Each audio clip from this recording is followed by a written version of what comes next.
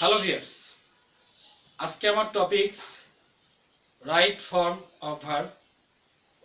আসুন আমরা দেখি কিভাবে এক্সাম্পলের মাধ্যমে টেস্ট ছাড়া রাইট ফর্ম অফ ভার্ব করতে হয়। এক নম্বর এক্সাম্পল লক্ষ্য করি। হি রিড আ বুক দেন। এই বাক্যে এই রিড ভার্বকে আমাকে রাইট করতে হবে। তো এই ভার্বকে রাইট করার জন্য দেখতে হবে এই বাক্যের ভিতরে কিছু ইম্পর্টেন্ট ওয়ার্ড লক্ষ্য করতে হবে অথবা ইম্পর্টেন্ট ক্লু ওয়ার্ড লক্ষ্য করতে হবে। তো এখানকার ক্লু ওয়ার্ডটা হলো দেন। দেনের মতো আরেকটা ফ্রেজ রয়েছে অ্যাট দ্যাট টাইম। যদি কোনো বাক্যে দেন অথবা অ্যাট দ্যাট টাইম যুক্ত থাকে তাহলে সেই বাক্যে মূল ভার্বের পূর্বে ওয়াজ অথবা ওয়ার নিতে হবে। মূল ভার্বের পূর্বে ওয়াজ অথবা ওয়ার নিতে হবে, পূর্বে বা আগে, এবং এই মূল ভার্বের শেষে আইএনজি যুক্ত করতে হবে। তাহলে কি দাঁড়ালো? হি ওয়াজ রিডিং আ বুক দেন। যদি এখানে রিড ভার্ব না থেকে যদি টু বি ভার্ব থাকে two be verb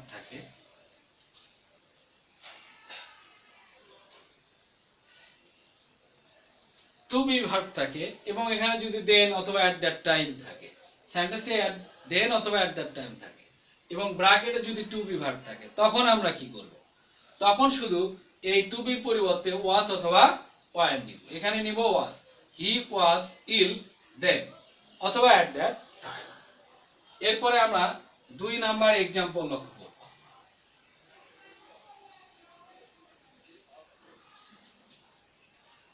It is high time we change our habit. এখানে আমাকে চেঞ্জ ভার্বটা রাইট করতে হবে। তো ভার্বটা রাইট করার জন্য এখানকার ক্লু ফ্রেজটা হলো ইট ইজ হাই টাইম। এর মতো আরো কিছু ফ্রেজ রয়েছে। It is time,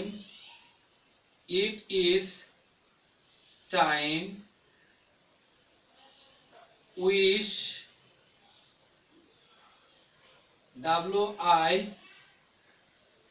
wish, fancy. যদি কোনো সেন্টেন্সের ভিতরে it is high time, it is time, wish, fancy এদের যে কোনো একটা থাকে তাহলে সেই বাক্যের মূল ভার্বকে পাস্ট ফর্মে রূপান্তর করতে হবে। তো এখানে চেঞ্জ ভার্বটা আছে, চেঞ্জ ভার্বের পাস্ট ফর্ম হলো চেঞ্জড। তাহলে কি দাঁড়ালো? It is high time we changed our habit. এরপর আমরা 3 নাম্বার एग्जांपल লক্ষ্য করি।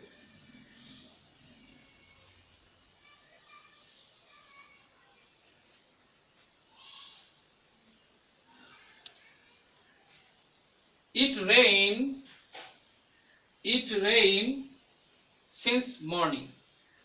এই বাক্যে রেইন ভার্বটাকে আমাকে রাইট করতে হবে। এখানকার কিছু ইম্পর্টেন্ট ক্লু ওয়ার্ড হলো সিন্স, আরেকটা রয়েছে ফর। সিন্সের মতো আরেকটা ওয়ার্ড রয়েছে ফর।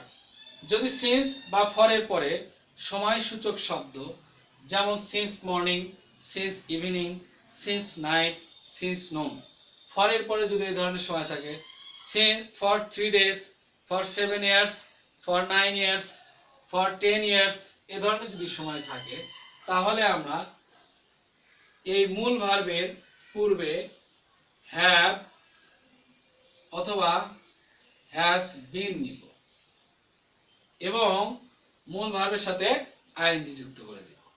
তাহলে কি দাঁড়াবে? It has been raining since morning. তাহলে কি দাঁড়াবে? It has been raining since morning.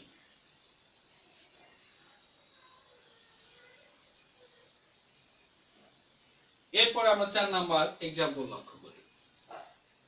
Read more and more lest you fail in the exam. এই বাক্যে ফেল ভার্বটা রাইট করতে হবে আমাকে। এর জন্য এখানে একটি ক্লু ওয়ার্ড রয়েছে, সেটা হলো লেস্ট। যদি কোনো বাক্যে লেস্টের পরে ভার্ব থাকে ওই ভার্বটাকে রাইট করার জন্য এই ফেইল ভার্বের পূর্বে শুড ব্যবহার করতে হবে। আমরা জানি শুড একটি মোডাল ভার্ব। তো ইংরেজি ভাষায় 18টি মোডাল ভার্ব রয়েছে, can, could, may, might, shall, should, will, would, let, must, need, dare, had better, had rather, would better, would rather, ought to, going to. এই 18টি মোডাল ভার্ব রয়েছে। এই সব মোডাল ভার্বের পরে যে ভার্বটা আসে সেটা অবশ্যই প্রেজেন্ট ফর্ম অর্থাৎ বেস ফর্মে হবে। তো এখানে ফেইলে বেস ফর্মটা ফেইলই হবে, ফেইল। তাহলে কি দাঁড়ালো? Read more and more lest you should fail in the exam. এরপরে আমরা 5 নম্বর এক্সাম্পল লক্ষ্য করব।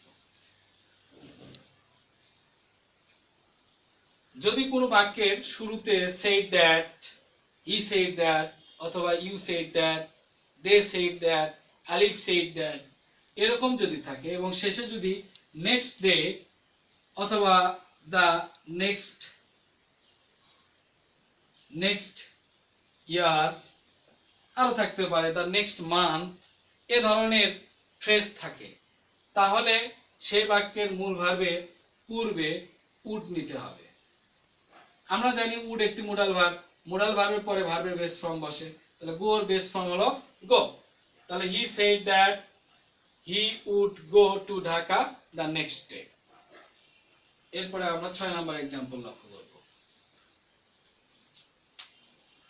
হি সেড দ্যাট, এখানেও প্রথমে কি থাকবে? হি সেড দ্যাট অথবা শি সেড দ্যাট অথবা জারিফ সেড দ্যাট এবং শেষে যদি the previous day অথবা the day before।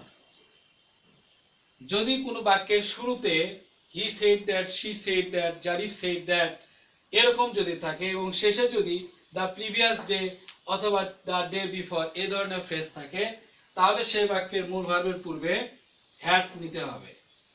এবং আমরা জানি have, has, had, get, got এগুলোর পরে যদি কোনো মূল ভার্ব আসে তার পাস্ট পার্টিসিপল ফর্ম অর্থাৎ V3 ফর্ম হয়, তাহলে কামের V3 ফর্ম কামই হবে। তাহলে কি দাঁড়ালো? he said that he had come to home the previous day। এরপর আমরা 7 নম্বর एग्जांपल লক্ষ্য করি। I saw a bird while I walked in the garden। এই বাক্যে ওয়াক ভার্বটা আমাকে রাইট করতে হবে। এর জন্য এখানে একটি ক্লু ওয়ার্ড রয়েছে হোয়েল। হোয়েলের পরে ঠিক পরে যদি সাবজেক্ট, এই যে এখানে সাবজেক্ট রয়েছে, ভার্বের পূর্বে কে থাকে? সাবজেক্ট। হোয়েলের ঠিক পরে যদি সাবজেক্ট, তারপরে যদি ব্র্যাকেটে ভার্ব থাকে, তাহলে এই ব্র্যাকেটের ভার্বের পূর্বে ওয়াজ অথবা ওয়ার নিতে হয় এবং এই ব্র্যাকেটের ভার্বের শেষে আইএনজি যুক্ত করতে হয়। তাহলে কি দাঁড়াবে? I saw a bird while I was walking in the garden। তবে যদি সাবজেক্ট না থাকে, যদি হুইলের পরে সাবজেক্ট না থাকে, সরাসরি ব্র্যাকেটে ভার্ব থাকে, তাহলে কি করব? তাহলে আমরা ওই মূল ভার্বের শেষে আইএনজি যুক্ত করে দিব। তাহলে কি দাঁড়াবে? I saw a bird while walking in the garden। এবার আমরা 8 নাম্বার एग्जांपल লক্ষ্য করি। but for, এখানে এই ভার্বটা রাইট করতে হবে। এখানকার ক্লু ওয়ার্ডটা হলো but for। but for মানে ব্যতীত। যদি কোনো বাক্যে but for যুক্ত থাকে, তাহলে সেই বাক্যের মূল ভার্বের পূর্বে would have নিতে হবে এবং ওই মূল ভার্বকে V3 তে রূপান্তর করতে হবে। এখানে failed এর V3 হলো failed অর্থাৎ পাস্ট পার্টিসিপল ফর্ম হচ্ছে failed। তাহলে কি দাঁড়ালো? but for your help I would have failed in the exam। অর্থ হলো তোমার সাহায্য ছাড়া আমি পরীক্ষায় ফেল করতাম। 9 নাম্বার एग्जांपल। এখানে আমাকে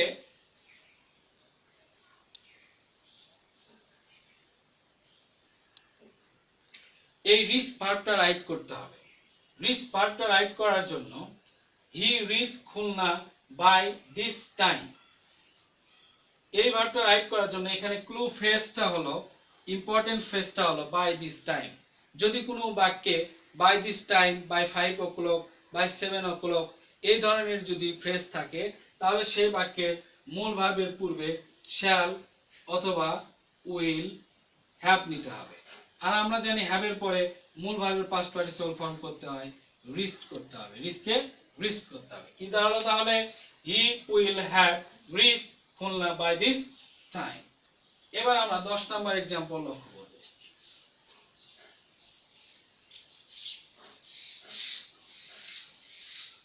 10 number example,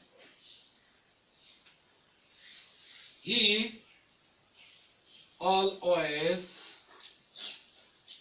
go to school।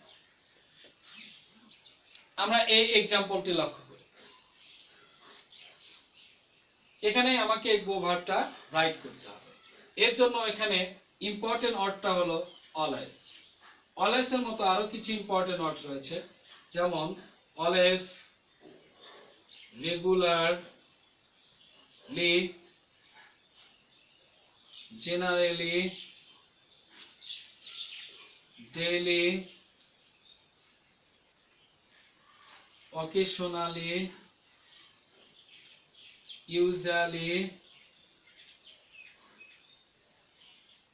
normally,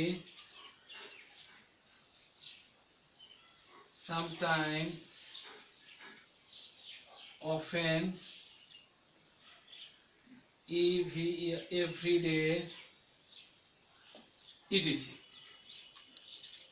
যদি কোনো বাক্যে always, regularly, generally, daily, occasionally, usually, normally, sometime, often, everyday এই ধরনের কোনো একটা ওয়ার্ড থাকে, তাহলে সেই বাক্যের মূল ভার্বকে প্রেজেন্ট ফর্মে রূপান্তর করতে হবে, অর্থাৎ V1 এ রূপান্তর করতে হবে। তাহলে এখানে কি দাঁড়াবে? গোর V1 কি? গো। হি, আবার একটা কথা আছে, যদি বাক্যের মূল ভার্বটা V1 অর্থাৎ প্রেজেন্ট ফর্ম হয়, তাহলে সাবজেক্টটা লক্ষ্য করতে হবে। সাবজেক্ট যদি থার্ড পারসন সিঙ্গুলার নাম্বার হয়, তাহলে ওই ভার্বের সাথে এস বা ইএস যুক্ত করতে হবে। তাহলে এখানে হি থার্ড পারসন সিঙ্গুলার, সেহেতু গো ভার্বের সাথে এস বা ইএস যুক্ত করতে হবে। He always goes to school. এরপরে আমরা 11 নম্বর एग्जांपल লক্ষ্য করব।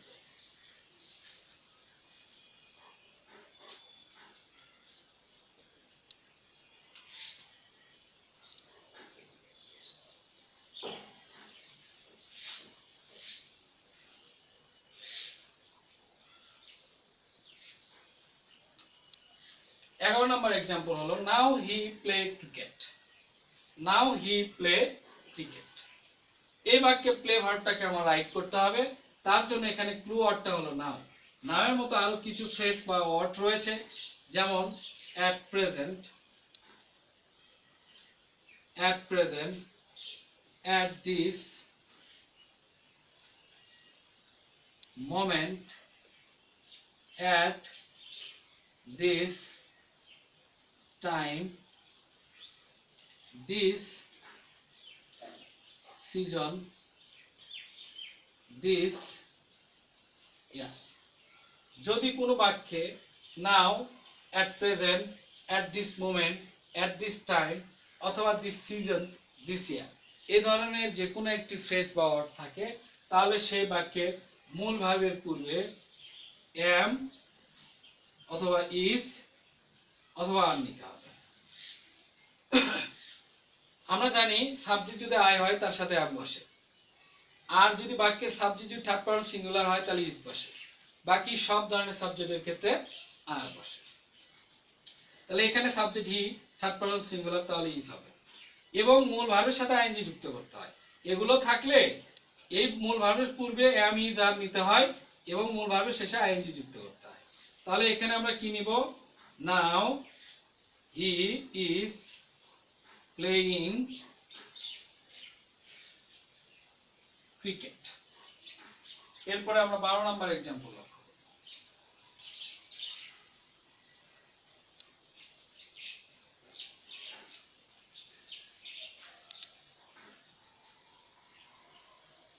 I just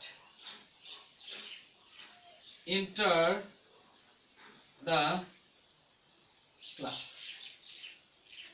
এই বাক্যে আমাকে এই মূল ভার্বটা রাইট করতে হবে, এন্টার। তো এখানে ক্লু ওয়ার্ডটা হলো জাস্ট। জাস্টের মতো আরো কিছু শব্দ রয়েছে। Just, just now, already, recently,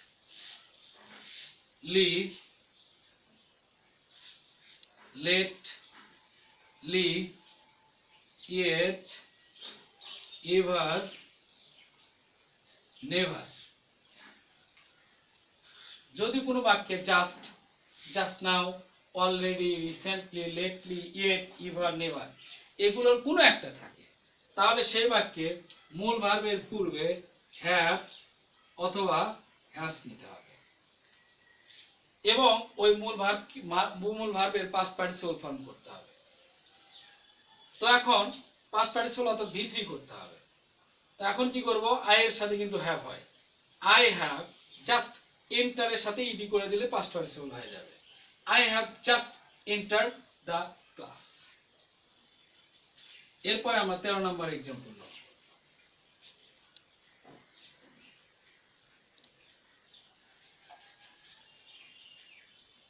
My father come home yesterday। এখানে আমাকে এই ভার্বটা রাইট করতে হবে, তবে এখানে ক্লু ওয়ার্ডটা হলো yesterday। yesterday এর মতো আরো কিছু ওয়ার্ড রয়েছে, যেমন বিফোর, এগো, লং এগো, লং টাইম এগো, long since, last night এরকম। যদি কোনো সেন্টেন্সে yesterday, before, ago, long ago, long time ago, long since অথবা last night, last evening, last day, last month, last year এ ধরনের শব্দ থাকে, তাহলে সেই বাক্যের মূল ভার্বের পাস্ট পার্টিসিপল ফর্ম করতে হয় অর্থাৎ V2 করতে হয়। তাহলে কামের V2 কি, কেম। কি দাঁড়ালো, my father came home yesterday। এরপরে আমরা 14 নম্বর एग्जांपल লক্ষ্য করব।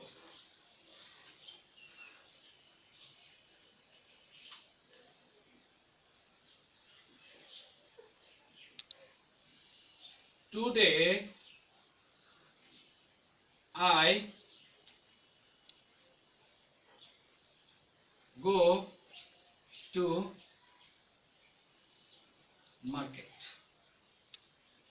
আমাকে এই বাক্যটি এই মূল ভার্বটা রাইট করতে হবে, গো ভার্বটা রাইট করতে হবে। এখানকার ক্লু ওয়ার্ডটা হলো টু, টুর মতো টুডে, টুডের মতো আরো কিছু ক্লু ওয়ার্ড রয়েছে, tonight, tomorrow, the day after,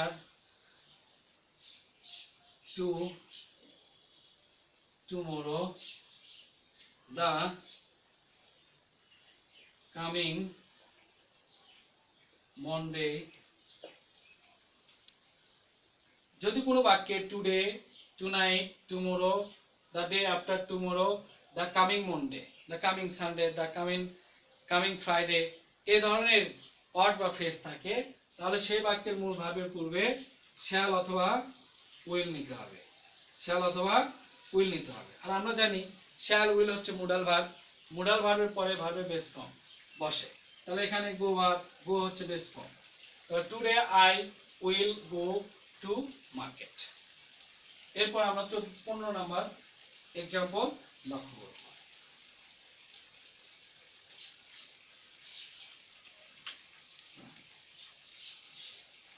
He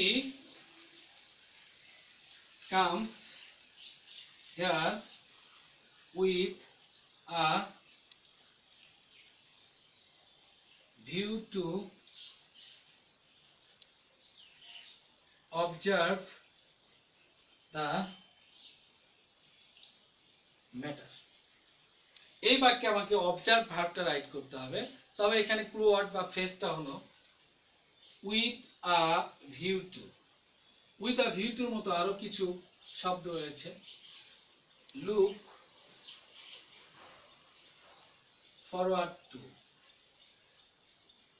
mind, think of,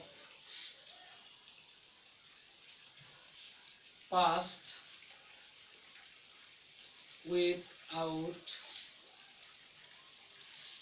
cannot, help, could not, help, get, used to, would you mind,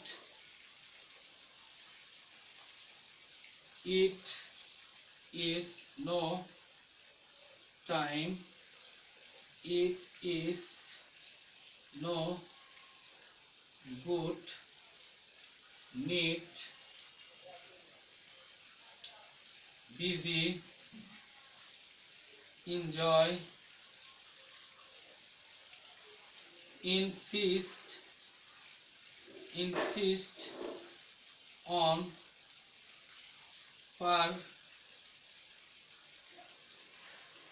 persist in, prevent from, prefer to, etc. অথবা any preposition। যদি কোনো বাক্যে with a view to, look forward to, might, think of, past, without, cannot help, could not help, get used to, would you mind, it is high time, it is no time, it is no use, it is no time না no use, it is no use, it is no good, need, busy, enjoy, insist on, persist on, prevent from, prefer to অথবা any preposition। যদি কোনো ব্র্যাকেটে মূল ভার্বের পূর্বে এগুলো থাকে তাহলে ওই মূল ভার্বের সাথে আইএনজি যুক্ত করতে হয়। এখানে আমরা অবজার্ভের সাথে আইএনজি যুক্ত করে দিব। Observing, he comes here with a view to observing the matter. তো আজকে এই পর্যন্তই। আমার ভিডিওটি যদি ভালো লাগে তাহলে লাইক করবেন, সাবস্ক্রাইব করবেন এবং কমেন্ট করবেন এবং অন্যকে দেখার সুযোগ করার জন্য আমার ভিডিওটি শেয়ার করবেন। See you next time. Thank you.